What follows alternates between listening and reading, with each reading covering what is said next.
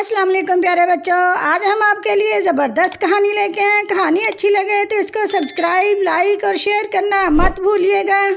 ایک شکاری جنگل میں دن بھر شکار کی تلاش میں مارے مارے پھرتا رہا، مگر اسے کوئی شکار نہیں ملا۔ مایوس ہو کر ایک درخت کے نیچے بیٹھ گیا تاکہ تھکاوٹ دور کر سکے۔ اچانک ایک فاختہ اس کے سامنے والے درخت پر آ بیٹھی۔ فاختہ کو دیکھ کر شکاری خوش ہو گیا کہ شکار تو میرے پاس خود آ گیا ہے۔ میرے خالق و مالک نے میری بے بسی دیکھ کر میرے لیے شکار بھیج دیا۔ شکاری نے اپنی گلیل میں پتھر کا چھوٹا سا ٹکڑا رکھا اور فاختہ کو نشانہ بنایا۔ فاختہ پتھر لگنے سے شدید زخمی ہو گئی، پھڑ پھڑاتی ہوئی زمین پر آ گری۔ شکاری نے اپنی جیب سے اپنا چاقو نکالا اور فاختہ کو ذبح کرنے لگا تو فاختہ نے کہا، اے انسان، میں جانتی ہوں کہ اللہ تعالیٰ نے دنیا کی ہر شے انسان کے لیے پیدا کی ہے، دنیا اس کے لیے مسخر کر دی ہے، لیکن ظلم و ستم کرنے، اپنی حد سے تجاوز کرنے اور فضول خرچی کرنے سے منع بھی کیا گیا ہے۔ اگر انسان بغاوت کی راہ اختیار کرے گا تو اللہ تعالیٰ کی گرفت سے نہیں بچ سکتا،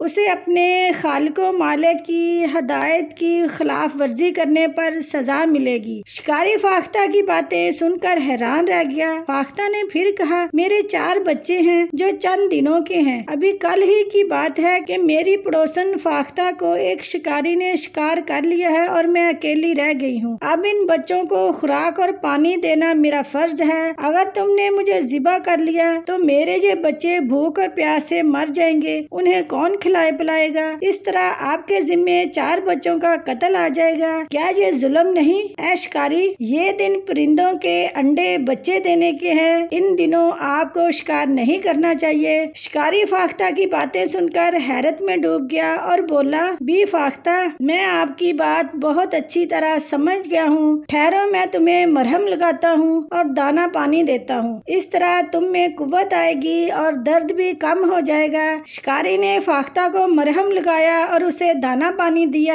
تھوڑی دیر بعد فاختہ نے اپنے پر پھیلائے۔ شکاری نے فاختہ سے کہا، اب مجھے اپنے بچوں تک لے چلو، میں تمہاری اور تمہارے بچوں کی دیکھ بھال کروں گا جب تک تم تندرست اور بچے بڑے نہیں ہوتے۔ چونکہ میں نے تمہیں زخمی کیا ہے، اس لیے اب میرا فرض ہے کہ تمہاری دیکھ بھال کروں۔ فاختہ کے زخم پر مرہم لگانے سے درد کم ہو گیا اور غذا کھانے سے قوت بھی آ گئی۔ فاختہ اپنے پر پھڑ پھڑانے لگی، تھوڑا سا اڑتی اور پھر بیٹھ جاتی۔ شکاری اس کے ساتھ ساتھ چلتا رہا۔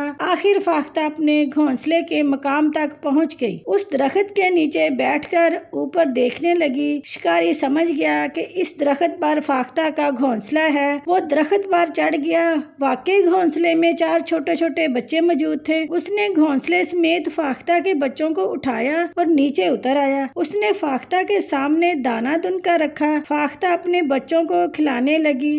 جب ان کے پیٹ بھر گئے تو خوشی سے بولنے لگے۔ شکاری ان ماں بچوں کو اپنے گھر لے آیا، ان کی دیکھ بھال کرتا رہا، حتیٰ کہ فاختہ مکمل صحت مند اور بچے بڑے ہو گئے اور اڑنے لگے۔ شکاری نے یہ دیکھ کر فاختہ سے کہا، تم نے مجھے ظلم کرنے سے بچایا ہے، تمہارا شکریہ۔ اب تم اور تمہارے بچے جہاں چاہے جا سکتے ہیں۔ اے فاختہ، میں تیرا پیغام دور دور تک پھیلاؤں گا تاکہ لوگوں کو یہ بات معلوم رہے کہ جب پرندوں چرندوں کے انڈے بچے دینے کا وقت ہو تو انہیں مت ہلاک کرو، ورنہ ان کی نسل آہستہ آہستہ ختم ہو جائے گی۔